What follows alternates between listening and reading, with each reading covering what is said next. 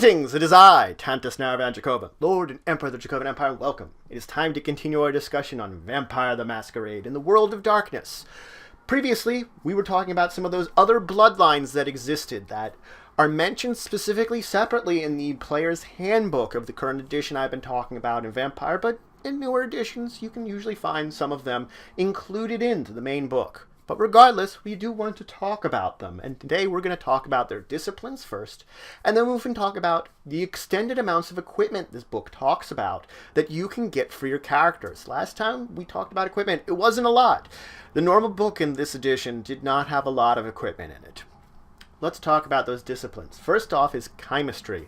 This is primarily the discipline of the Ravenos. It is their ability to manipulate illusions and hallucinations. Even at more powerful levels, you can cause someone to believe whatever these illusions are so true. They would be physically affected by it while they're believing it.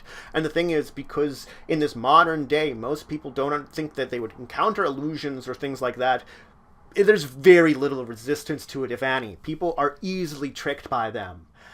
There is a disadvantage that whatever senses you're trying to cause an illusion or hallucination to, whether it's visual or something touch-based or any of the such, you have to have that senses open to you. So if you're blindfolded and you're trying to create a visual illusion, you can't. But if the illusion is based upon touch, that means you can still create the illusion, and it might have still a visual component to it, but if you have to be able to touch whatever it is, it could be an advantage in that case. So the next discipline I do want to talk about is Melponme, which is actually the discipline of the Daughters of Cacophony. Now, it does not get into the higher rank disciplines of some others because there aren't that known members that are at that low a generation to develop it to a certain degree, but it is the discipline of them manipulating their voices and songs. So it's all about using voice or song for a variety of supernatural powers. The one after that is, of course, necromancy. Now, this is traditionally most associated with the Giovanni, but they aren't the only ones that have access to it as a basic clan discipline. It is the summoning and conversing with the spirits of the dead. Oftentimes, it might be controlling the spirits of the dead, possibly manipulating them. At very high levels, you could even cause the recently dead to rise as something similar to a zombie. It's all about gleaming knowledge and perhaps guidance from the spirits of the dead. Obe is the power of the Salubre, the power that was given from Salat. Now, it seems to be just about a healing power, but it's more than just that. It's about the control of both body and spirit. So there is a direct manipulation of that, and that is something like they can effectively change around and manipulate souls to a degree at the base levels around Discipline Rank 5. That's one of the reasons they were believed to be spirits and soul steers that the Tremere mentioned them to be. Effectively, though, you gain powers, and eventually you could possibly even resurrect the dead if you got to the highest rank of powers of this. Now, there is a side effect of learning this power, as those that gain more and more power and begin to develop the third eye that the Salubre are known for. So someone that would go deeper and deeper into learning it would also gain a third eye. Now there's Quietus. This is the discipline of the Asimite. It is all about the stealthy kill, the silent kill, the undetected kill. It is all about erasing their presence and making it that you do not know what happened to cause this death, that someone perhaps just suddenly died for no apparent reason. And it also revolves a lot around blood usage and the fact that they have that special bond of their blood, since it is toxic to others and others' blood is toxic to them, of vampires I should really say. That means it has that same sort of connotation of their own blood in amongst their own power. Now, Serpentis is the power of the followers of Set.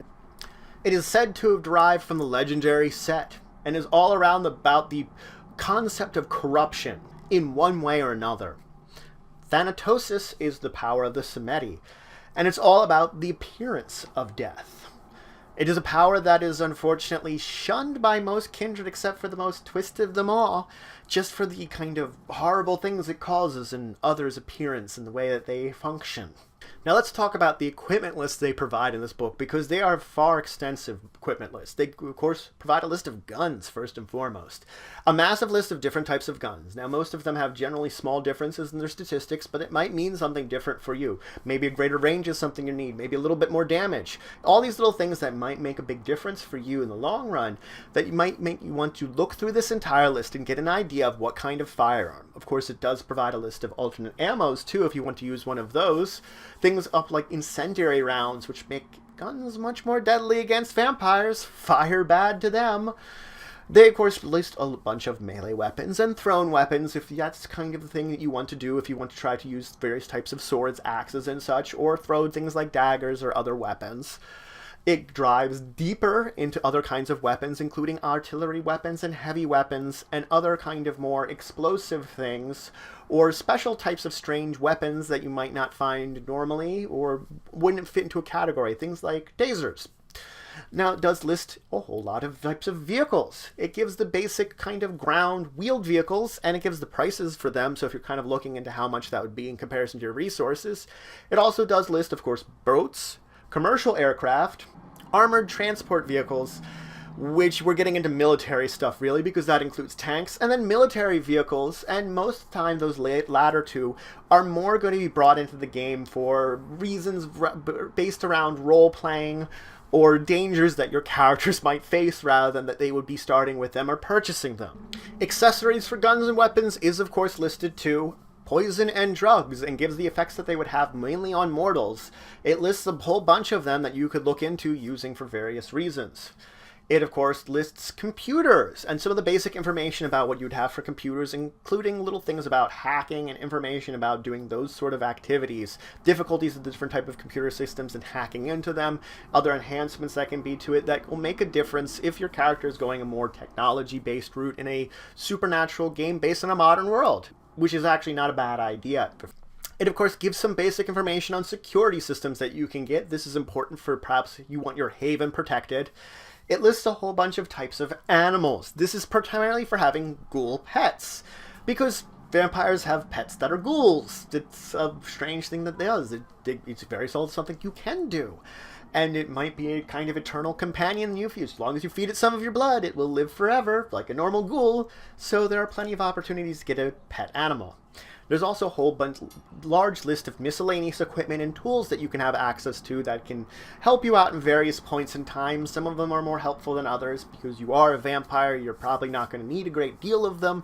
But there might be points in time that they will come up and will be useful if you want to take a look at the full list of them. Now, the final thing they list here is, of course, mystical items.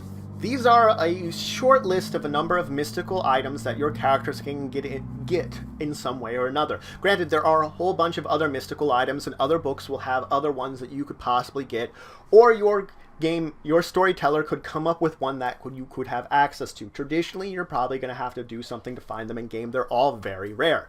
This doesn't mean you couldn't start with one. There is the possibility of starting with a mystical item. You would have to have some kind of merit to do it, and of course, depending on the mystical item that you want to start with, it costs between 1 to 3 points for that merit to take it. The book lists with these ones that they have here in the book what number of points you would need in order to take it with a merit, but it would still require your storyteller's express permission. This is a very special one that your storyteller might not want you to start with it regardless, even if he's allowing you to take merits and flaws, and just wants you to, worry about maybe finding one of these in-game, rather than worrying about starting with one. So now I do want to note something very special before I end this episode. I don't think I'm going to be having specific episodes talking about the Sabbat. I'm not a big fan of Sabbat-based games just because they are very anti-other world. They're very kind of violent, chaotic, bringing about a vampire-based society. More vampires rule the world kind of thing. I don't traditionally look to those games, and I know there's people out there. If there is an expressed interest in a Sabbat kind of information, let me know, because otherwise I'm just going to effectively give you some information from their guide rather than just a lot of it, because my next kind of videos that I want to be doing are on the clans, which I'll talk about in a minute. So that is, though, it for today. I, of course, talked about all the various disciplines that these newer clans I talked about will have, what they do, what kind of the basics of basically having them. Then I moved into talking about the equipment you could get and getting some better lists of equipment that are within this book. I, of course, mentioned my little note about the Sabbat. In the next episode, I'm planning on starting an expose, going clan to clan, talking about them.